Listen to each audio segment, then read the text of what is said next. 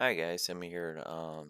Another a part of our series involving witches. I'm here to talk about the 1939 classic, The Wizard of Oz. I'm not going to go through the whole story and the whole movie with you. I'm just primarily going to focus on the Wicked Witch of the West and her part in the movie versus the book.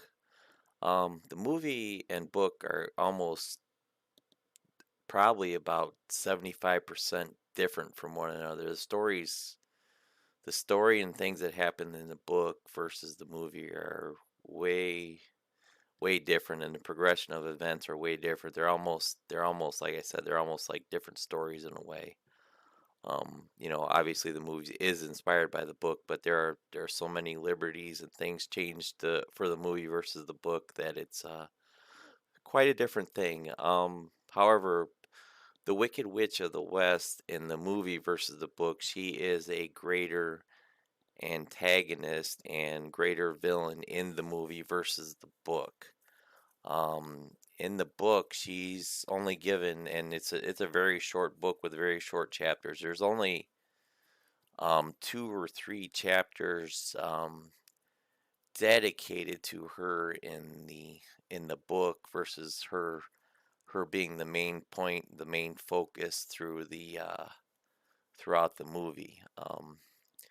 In the movie, she just kind of, and every time she's in the movie, in my opinion, she kind of steals the movie. I mean, I think she's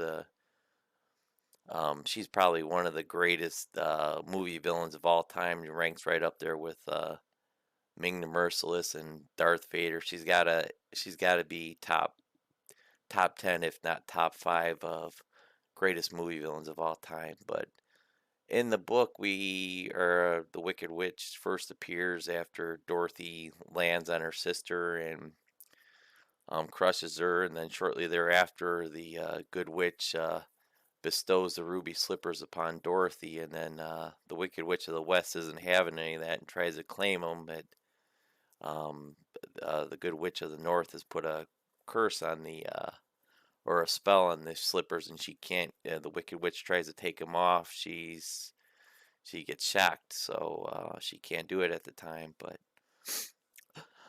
throughout the story in the movie, which the Wicked Witch of the West is portrayed by an actress named Margaret Hamilton, and she just nails the role.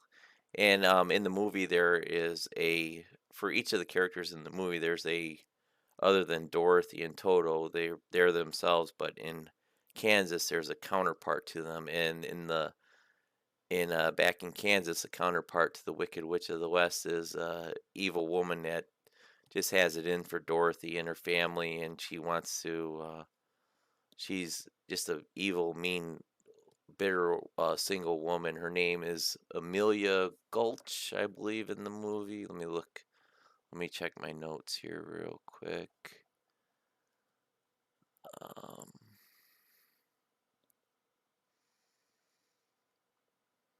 yeah, Elmira Gulch. I'm sorry, Elmira Gulch back in Kansas is her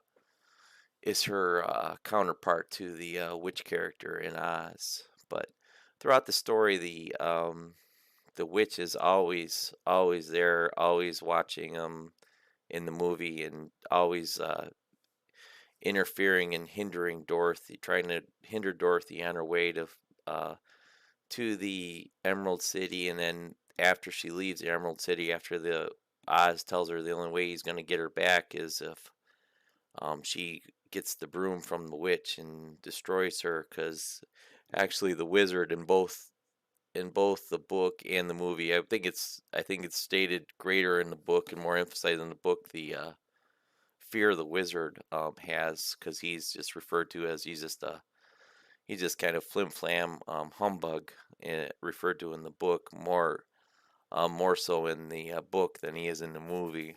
Um, he's just kind of like a scam artist that's kind of pulled a fast one over everybody, believing he is something he really isn't. But he is a clever guy, don't get me wrong, but he's not all that, and he does really have a fear of the witch. But and then in the book, she just launches several attacks and then uh, really just fails every time. She launches bees and wolves and a couple other obstacles, Dorothy, to try to capture her, but until it's the flying monkeys that in the book really take her, and they're really the ones that capture her more so than the witch. Everything else the witch tries fails. She has to use the flying monkeys, which are the only ones that are really able to capture Dorothy and bring her to her. In the book, though, I mean, in the movie, however, the flying monkeys seem to be the minions that are just at her beck and call and at her will, which they aren't in the book at all. So they're actually probably even more powerful force in the book versus the movie than the witch. So the witch is quite a bit stronger and just a more evil and sinister character in the movie versus the book. And then the only other thing I can really say is in the movie is just she just played the role. She's just the role's iconic of because of her portrayal. They were going to go with a at one point a wholly different actress that was more.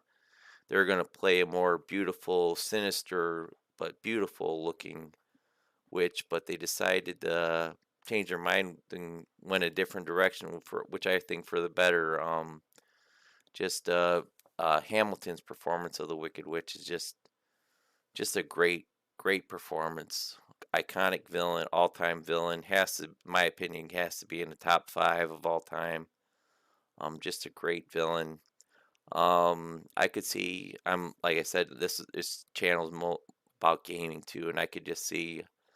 I would love having a big, probably could maybe I don't know a campaign, but at least a series of adventures involving a witch trying to thwart the hero's journey and trying to prevent them from maybe trying to get some type of relic of importance or something like that that she wants, but she's trying to stop them and impede them and defeat them along the ways. But yeah, Wicked Witch, movie versus book, hands down, movie. She's a more dynamic and engaging character than she is in the book. She has some cool features and stuff that are described in the book that aren't in the movie, but just this movie portrayal of her just makes her such a stronger, more impactful, and greater antagonist, more so than she is in the book.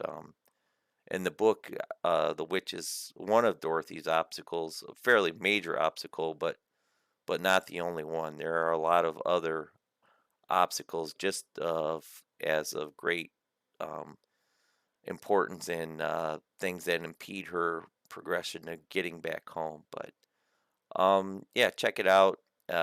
This movie's a classic, obviously, for just being a great all-around movie. But yeah, give the book a quick. The book's a quick read. Give the book a read. Gives you lots of inspiration and things for gaming, and then the movie also. Yeah, uh, you could frame and steal ideas from this movie and build a great campaign or adventure, and have this Wicked Witch being a main antagonist for your D&D game or a group or party or whatever, and have the witch be an important part of that facet of the adventure. My opinion, hands down, 10 out of 10 for the Wicked Witch of the West. Movie versus book. She just, like I said, Margaret Hamilton just nailed it and drove it out of the park with this one. Home run for her. Uh, just great. Everything, the look, the movements, the cackles by her, just her evil persona and everything. Just the book, movie version just nailed it. But the book deserves a read. The book's a classic for a reason too. Yeah, I suggest watching the movie then reading the book. Compare the two, or vice versa. Either one. Both things are well worth your time, and especially giving you a lot of inspiration for gaming. All right, that's my thoughts and opinions on the movie The Wizard of Oz from 1939. Thanks.